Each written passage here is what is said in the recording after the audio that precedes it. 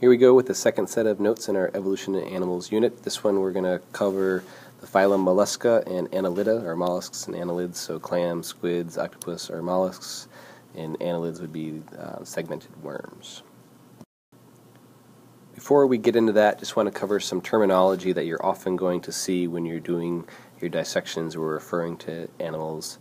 There's kind of directions on where things are or whatnot in an animal. Common term you've probably already seen, the dorsal, when we talk about our sharks and our shark ID, but the dorsal is the back side. So the dorsal fin is, think of like the jaws fin on the back of the animal. And the opposite of dorsal being ventral, so your ventral side is your belly side in most animals. Anterior means towards the head. I always like to think of like Spanish, and antes means before, or your anteroom is like the room that you first enter in a house, that's before. And then posterior is away from the head or towards the butt, basically, or towards the feet, or depends on the animal, obviously. So post being after, so it comes after the head. And then another term we'll talk about quite often is cephalization. So it means having a well-defined head, and especially inside that head you have a brain. So cephalization, meaning having a well-defined head and brain. That term will pop up again.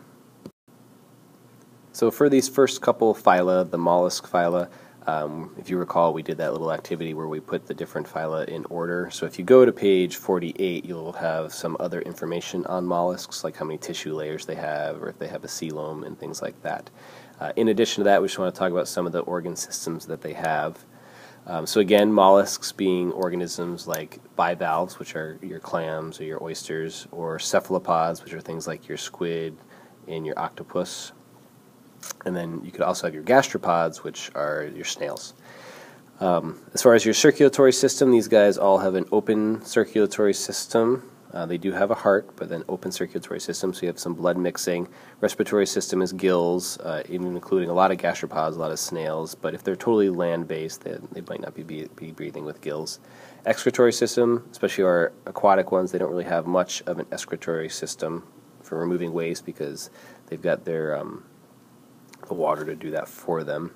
Nervous system can be widely variable in this phylum. So in something like a clam, not a whole lot of nervous tissue. So these guys really just have what's called a nerve ganglion, so it's just a spot that has like a lump of nerves. It's not enough to be considered a brain, versus cephalopods like the squid or octopus are actually quite smart and can solve problems, and they have a very well-developed brain. So that kind of varies in this phylum. It's a very diverse phylum.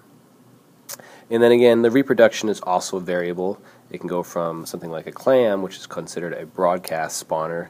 They don't have intercourse, they just release their sperm or their eggs into the water, and then the currents do the rest. Versus cephalopods can actually like almost have intercourse, or they get a sperm packet from, the female gets a sperm packet from the male, and they can actually like hold on to it for a while and decide like later on, oh hey, I like male bachelor number 2, and use his sperm to fertilize themselves. So again, a wide variety in that. Moving on to annelids that we have or will be dissecting soon. The earthworm, again, page 48 has some extra information in addition to the types of systems, their tissue layers and coelom and stuff like that. Circulatory system on these guys, they have what are called aortic arches, or those are like their hearts and blood vessels. Also, it's going to be a closed system. These guys have a closed circulatory system. This is kind of where people talk about, oh, a worm you can cut in half and it'll live forever because it's got multiple hearts. Well, yeah, it does have multiple hearts, but they're all in the same area. So like, even if you had 5 hearts that were all in your chest, if you cut off your leg's going to die because it doesn't have the heart. So yeah, they have multiple hearts, but that doesn't really help them live forever. As far as their respiratory system goes, they can absorb oxygen through their skin. That's why their skin is so moist. So that's why worms don't come out when it's hot and dry, because they would dry out and not be able to breathe. Or vice versa, why you can go fishing with a worm for a while and they're still wiggling around because they can still get oxygen from the water. Excretory system, they have little organs called nephridia, which are basically primitive kidneys, so they're beginning of forming an organ called a kidney, but just different glands that can remove waste. Their nervous system, they have a pretty well-developed brain and a ventral nerve cord, so the nerve cord is on their belly side. And again, we call it a nerve cord because they don't have a spine. They're invertebrates. They can't be called a spinal cord. It's just called a nerve cord. And then an interesting thing about worms or earthworms is they're hermaphroditic, which means they have both male and female reproductive organs. And why would you do that? Well, it's not because they can like have sex with themselves. They can't fertilize themselves. That would not increase genetic diversity at all. That's kind of a bad thing. But they can find a mate easier. Which is especially good if you're living underground. It's harder to find other worms. If you bump into another worm, hey, guess what? You can mate with them. You don't have to worry about if they're male or female because all the worms are everything, which makes things pretty easy. With that short set of notes, we are all done.